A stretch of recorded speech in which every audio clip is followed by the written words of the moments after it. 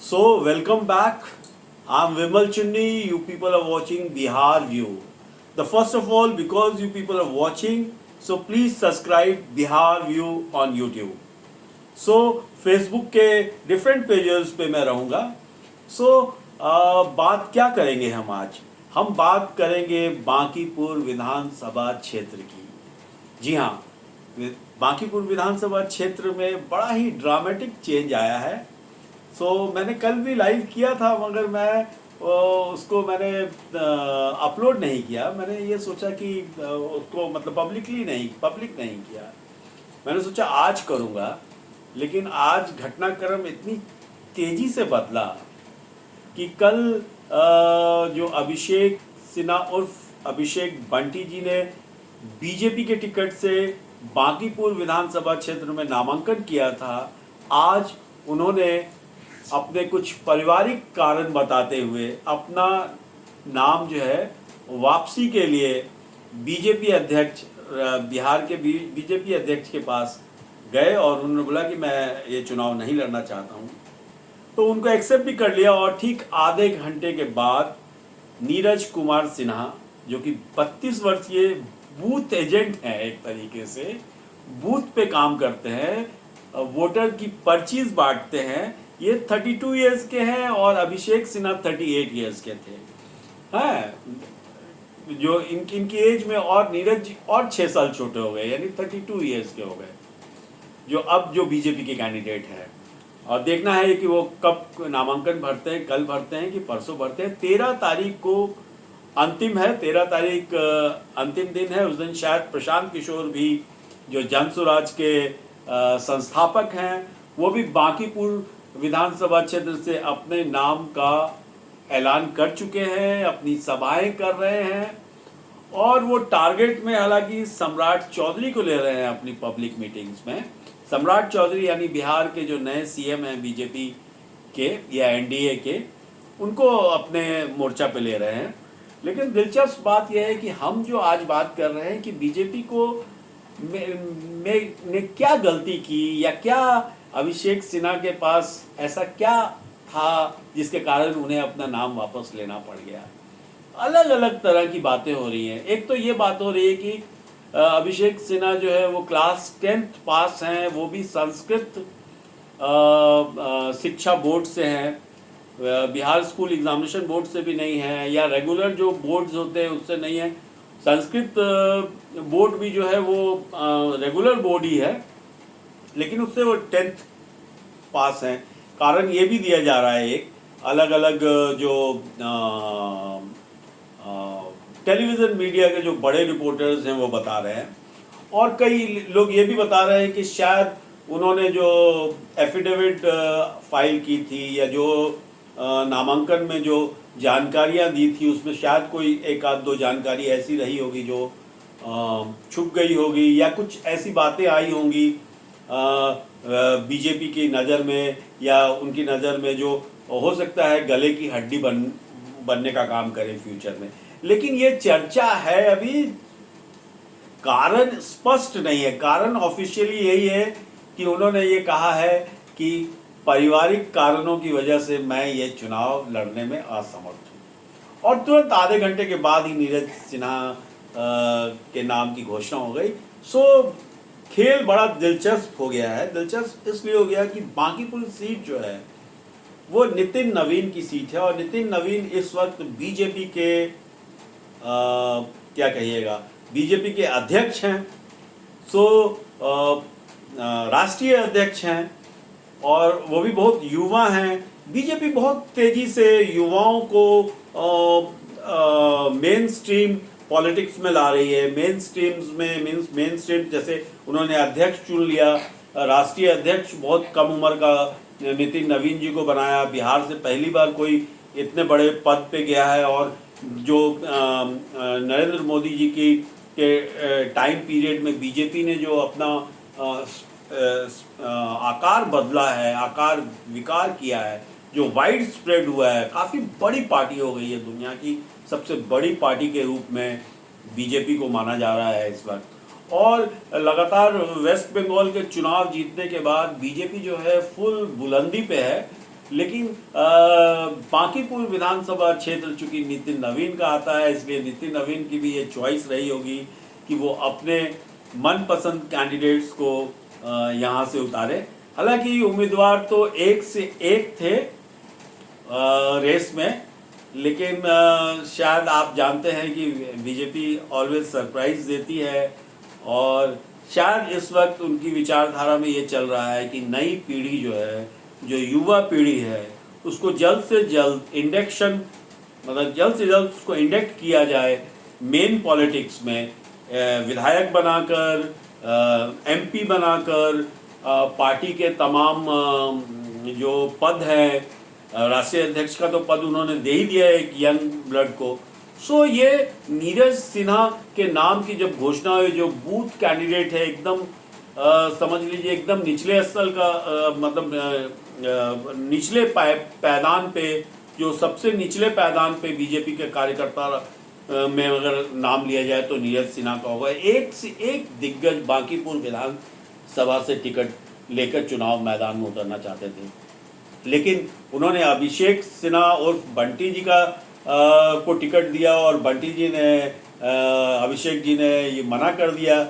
मतलब नॉमिनेशन के बाद नॉमिनेशन में बड़ी रैली हुई, तमाम एनडीए के तमाम घटक दलों के बड़े नेता उसमें शामिल हुए, और बिहार के सीएम भी ने भी संबोधन किया, ट्वीट किया, काफ़ी मतलब इसको, मतलब इसका बाजार काफ़ी मतलब बढ़ा चढ़ा के तो नहीं एक, लेकिन बढ़िया तरीके से लॉन्चिंग पैड दिया गया अभिषेक सिन्हा और बंटी जी को।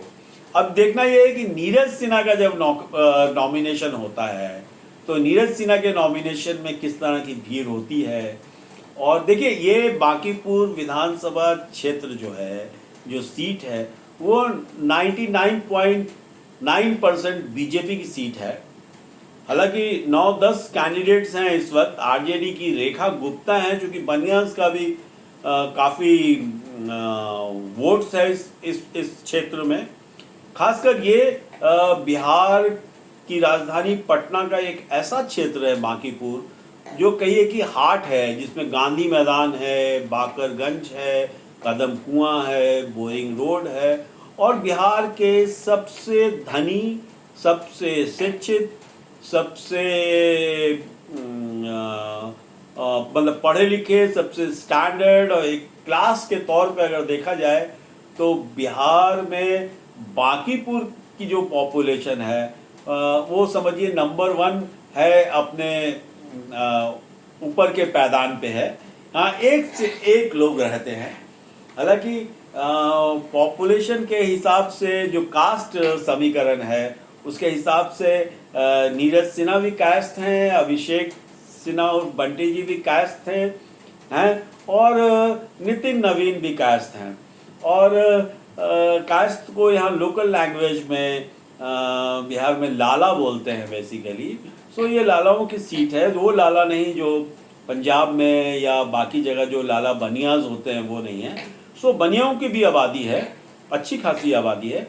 सो ये 3.25 लाख के करीब वोटर्स हैं इसमें टोटल। हालांकि बीजेपी को इससे कोई खास नुकसान नहीं होने वाला है, लेकिन चूंकि प्रशांत किशोर इसको पूरी तरीके से इस बांकीपुर विधानसभा चुनाव में अपना प्रचार प्रसार कर रहे हैं, उनको भी आप एक तरह का मुद्दा दे दिया है बीजेपी ने, और एक विषय दे दिया है जिसपे प्रशांत किशोर कितना इसको प्रचार करते हैं, किस तरीके से प्रचार करते हैं, ये तो कल के बाद पता चलेगा, या कल ही पता चलेगा, कल सुबह में। इस वक्त रात शाम में करीब ये सारा अनाउंसमेंट हुआ है, शाम में ये सारी स्थिति बदली है। लेकिन सबसे दिलचस्प बात क्या है? दिलचस्प बात यह है कि बांकीपुर विधानसभा क्षेत्र पूरा हॉट होता जा रहा है, क्योंकि इस पर पूरे राष्ट्र की नज़र होगी। क्योंकि एक तो बीजेपी अध्यक्ष की सीट है ये, जिसको वो 5 बार वो जीत चुके हैं। उससे पहले उनके फादर नवीन सिन्हा ने इस सीट पे जीत हासिल की है, और ये माना जाता है कि बीजेपी का ये गढ़ है।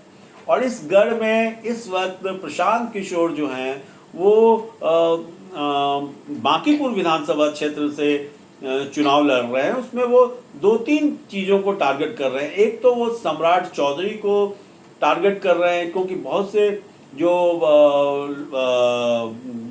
घटना आपको शाहपुर में जो हुई आरा के पास, भोजपुर डिस्ट्रिक्ट में जो घटना घटी भरत भूषण तिवारी के साथ, जो उनका पुलिस के द्वारा जो उनकी वो शहीद हो गए या मार दिए गए, इनकाउंटर हुआ, फेक इनकाउंटर हुआ, क्या हुआ ये तो आने वाली रिपोर्ट बताएगी। लेकिन जो कैमरे की खबर से आया, जो वीडियोस आए, उसमें ये लगा कि पुलिस ने उनको कस्टडी में शायद गोली मार दी या उनकी जान ले ली। वो कारण क्या रहा, कोई निजी दुश्मनी रही, क्या रहा उसमें, पूरी की पूरी पुलिस महकमा इसमें इन्वॉल्व था कि चंद पुलिस वाले और चंद एडमिनिस्ट्रेटर्स या चंद किसी लोगों ने साजिश कर दी। ये उसमें एक माहौल बनाया गया कि भाई सम्राट चौधरी के विरोध में एक माहौल बनाया गया। सो प्रशांत किशोर इसको कैसा खेलते हैं ये भी देखना होगा। लेकिन हालांकि ये बीजेपी के लिए कोई बहुत मुश्किल सीट नहीं है, लेकिन फिर भी जब आप बैकफुट पे जाते हैं, जब आप एक बार उम्मीदवार का अनाउंसमेंट कर देते हैं, उसका नामांकन दाखिल कर देते हैं आप, और नामांकन दाखिल करने के बाद नाम वापसी लेते हैं इस तरीके से 24 घंटे के अंदर, तो आप मौका तो दे ही देते हैं विपक्ष को हमला करने का। और ये चूँकि बड़ी खबर थी तो मुझे लगा कि ये आपके साथ शेयर करना बहुत ज़रूरी है, हमारे दर्शकों के साथ, खासकर उन दर्शकों के साथ जिनके पास ये खबर नहीं होगी, जो बांकीपुर के हैं या बांकीपुर के रहने वाले हैं या पटना के रहने वाले हैं और बाहर रह रहे हैं।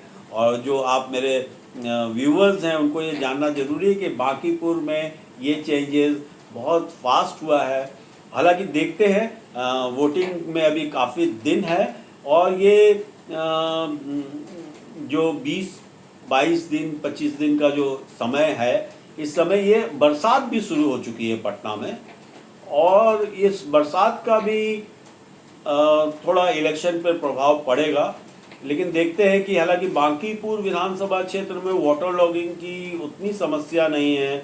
एक दो जगह गोलंबर पे पानी जमता है, लेकिन वो भी 2-4 घंटे के बाद निकल जाता है।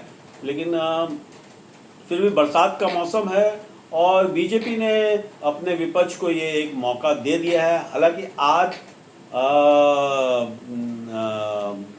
बिहार के मुख्यमंत्री के कल कैबिनेट की मीटिंग थी शायद, और आज जो है सभी दलों के साथ एक मीटिंग थी।